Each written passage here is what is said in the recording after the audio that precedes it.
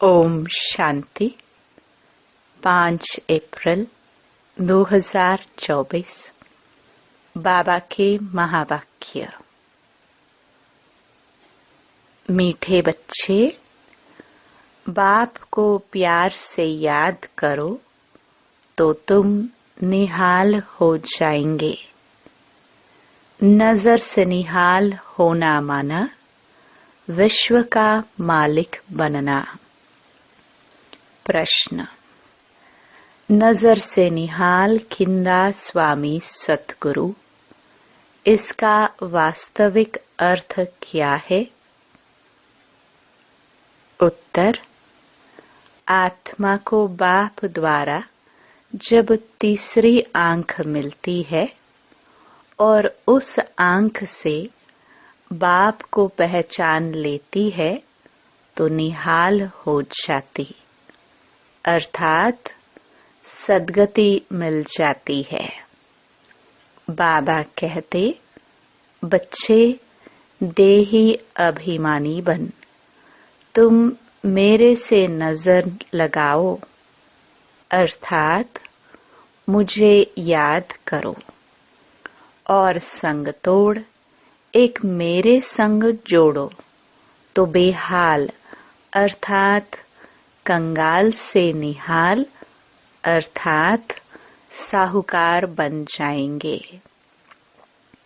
ओम शांति। मीठे मीठे रूहानी बच्चे किसके पास आते हैं? रूहानी बाप के पास। समझते हो, हम शिव बाबा के पास जाते हैं। यह भी जानते हैं शिव बाबा सब आत्माओं का बाप है। यह भी बच्चों को निश्चय चाहिए कि वह सुप्रीम टीचर भी है तो सुप्रीम गुरु भी है।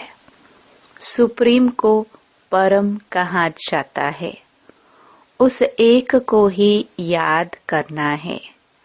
नजर से नजर मिलाते हैं। गायन है नजर से निहाल खिंदा स्वामी सतगुरु। उनका अर्थ चाहिए, नजर से निहाल किसको? जरूर सारी दुनिया के लिए कहेंगे, क्योंकि सर्व का सद्गति दाता है।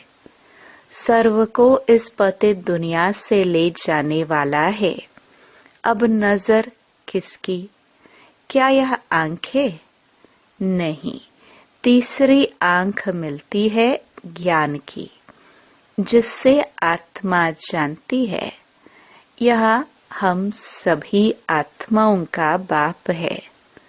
बाप आत्माओं को राय देते हैं कि मुझे याद करो। बाप आत्माओं को समझाते हैं, आत्माएं ही पतित तमो प्रधान बनी है। अब यह तुम्हारा 84वां जन्म है। यह नाटक पूरा होता है, पूरा होना भी चाहिए जरूर। हर कल्प पुरानी दुनिया से नई बनती है, नई सो फिर पुरानी होती है। नाम भी अलग है। नई दुनिया का नाम है सतयुग। बाप ने समझाया है, पहले तुम सतयुग में थे, फिर पुनर्जन्म लेते 84 जन्म बिताए। अब तुम्हारी आत्मा तमो प्रधान बन गई है।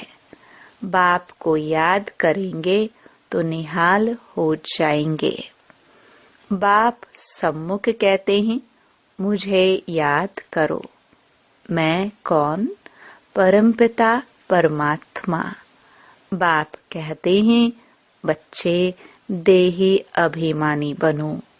देह अभिमानी नहीं बनो, आत्म अभिमानी बन। तुम मेरे में नजर लगाओ तो तुम निहाल हो जाएंगे। बाप को याद करते रहो, इसमें कोई तकलीफ नहीं। आत्मा ही पढ़ती है, पाठ बजाती है, कितनी छोटी है। जब यहाँ आते हैं तो 84 जन्मों का पाठ बजाते हैं, फिर वही पाठ रिपीट करना है। 84 जन्मों का पाठ बजाते आत्मा पतित बन पड़ी है। अब आत्मा में कुछ भी दम नहीं रहा है। अब आत्मा निहाल नहीं, बेहाल अर्थात कंगाल है। फिर निहाल कैसे बने? यह अक्षर भक्ति मार्ग के हैं, जिस पर बाप समझाते हैं। वेद शास्त्र चित्रों आदि पर भी समझाते हैं। तुमने यह चित्र श्रीमत पर बनाए हैं। आसुरी मत पर तो अनेक ढेर के ढेर चित्र बनाए हैं। उनका कोई ऑक्यूपेशन नहीं। यहाँ तो बाप आकर बच्चों को पढ़ाते हैं। भगवानुवाच है तो उनकी नॉलेज हो गई। स्टूडेंट जानते हैं यह फलाना टीचर है। यहाँ तुम बच्चे जानते हो कि बेहद का बाप एक ही बार आकर ऐसी वंडरफुल पढ़ाई पढ़ाते हैं। इस पढ़ाई और उस पढ़ाई में रात दिन का फर्क है। वह पढ़ाई पढ़ते पढ़ते रात पड़ जाती है। इस पढ़ाई से दिन में चले जाते हैं। वह पढ़ाइयाँ तो जन्म जन्मांतर पढ़ते आए। इसमें तो बाप साफ बतलाते हैं कि आत्मा जब पवित्र होगी तब धारणा होगी। कहते हैं शेरनी का दूध सोने के बर्तन में ही ठहरता है। तुम बच्चे समझते हो हम अब सोने का बर्तन बन रहे हैं। होंगे तो मनुष्य ही, परंतु आत्मा को संपूर्ण पवित्र बनना है। 24 कैरेट था, अभी 9 कैरेट हो गया है। आत्मा की ज्योति जो जगी हुई थी वह अब बुझ गई है। ज्योति जगी हुई और बुझी हुई वालों में भी फर्क है। ज्योति कैसे जगी और पद कैसे पाया, यह बाप ही समझाते हैं। बाप कहते हैं मुझे याद करो। जो मुझे अच्छी तरह याद करेंगे मैं भी उनको अच्छी तरह याद करूंगा। यह भी बच्चे जानते हैं नजर से निहाल करने वाला एक बाप ही स्वामी है। इनकी आत्मा भी निहाल होती है।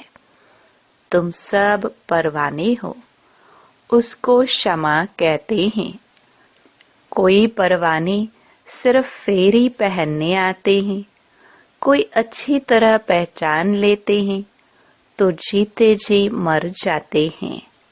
कोई फेरी पहन चले जाते हैं, फिर कभी कभी आते हैं, फिर चले जाते हैं। इस संगम का ही सारा ज्ञान है।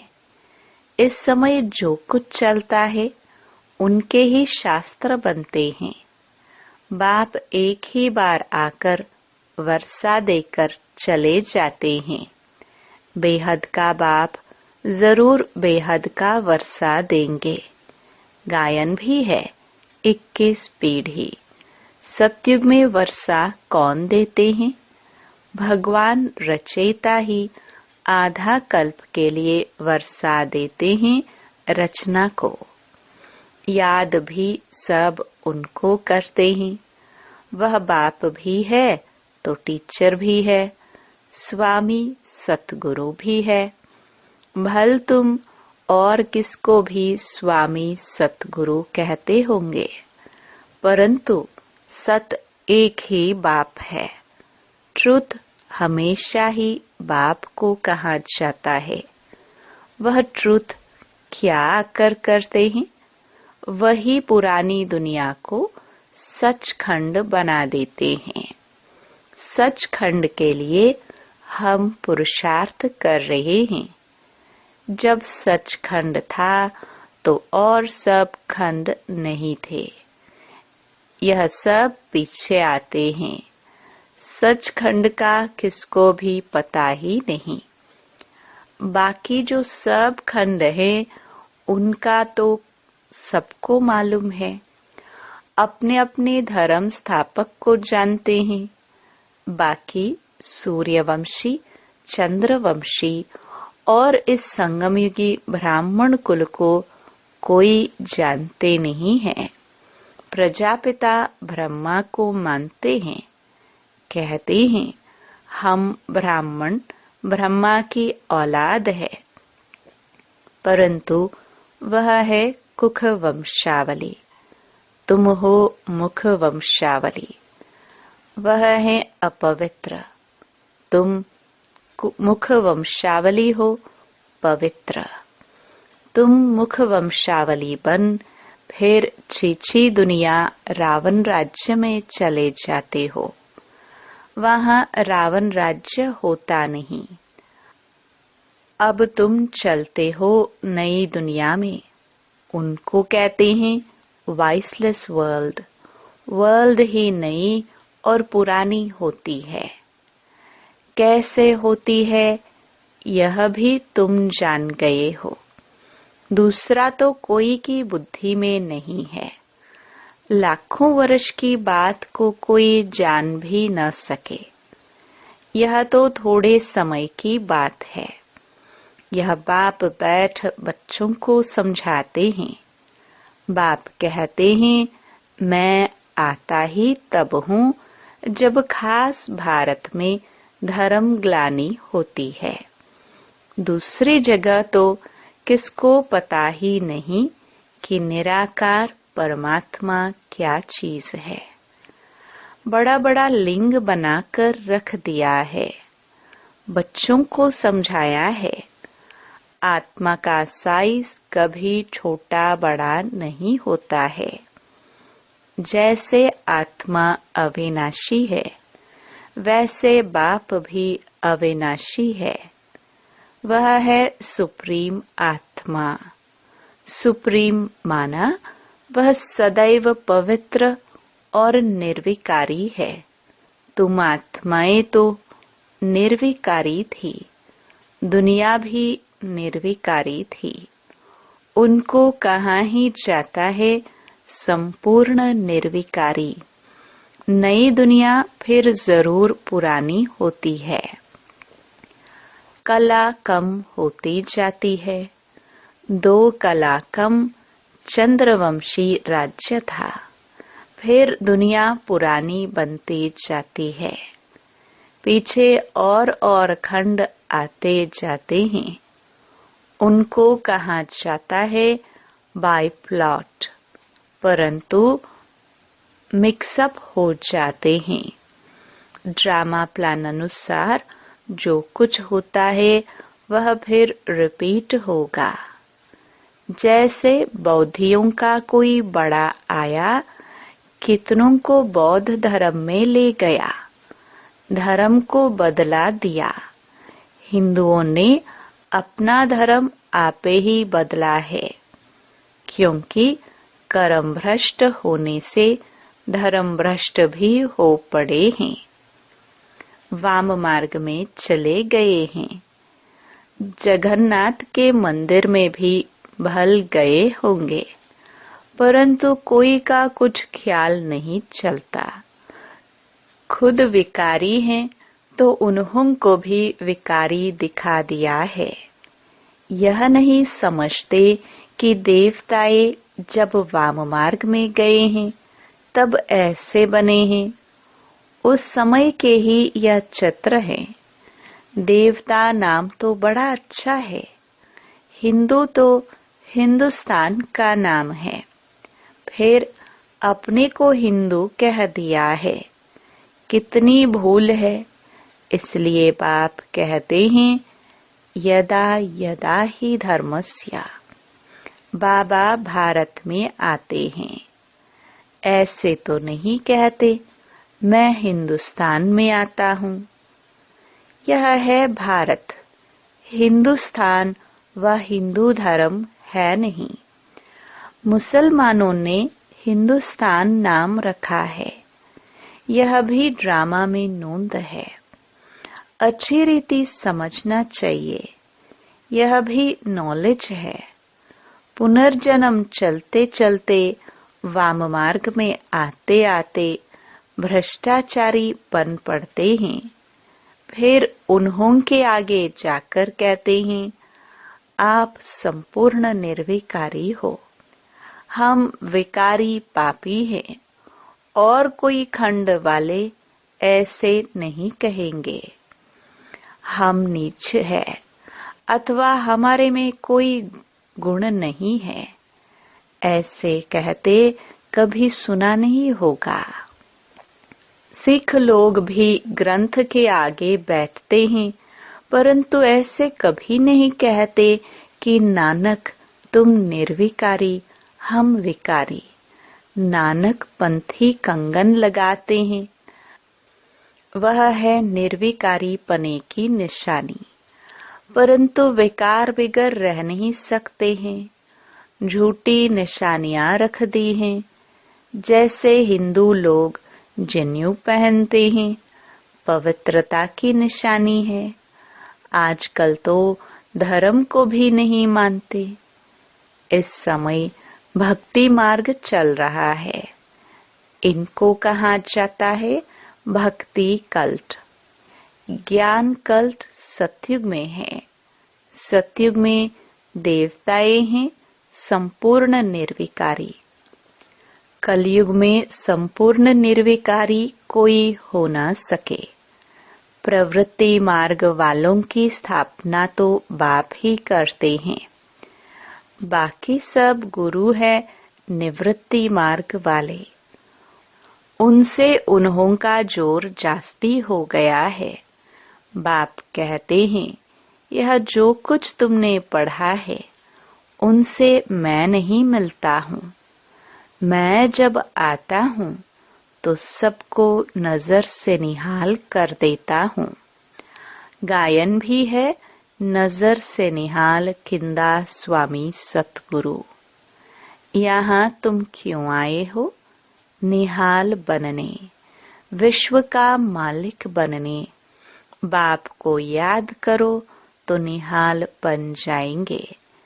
ऐसे कभी कोई कहेंगे नहीं कि ऐसा करने से तुम यह बन जाएंगे। बाप ही कहते हैं, तुमको यह बनना है। यह लक्ष्मी नारायण कैसे बने, कोई को मालूम नहीं है। तुम बच्चों को बाप सब कुछ बताते हैं।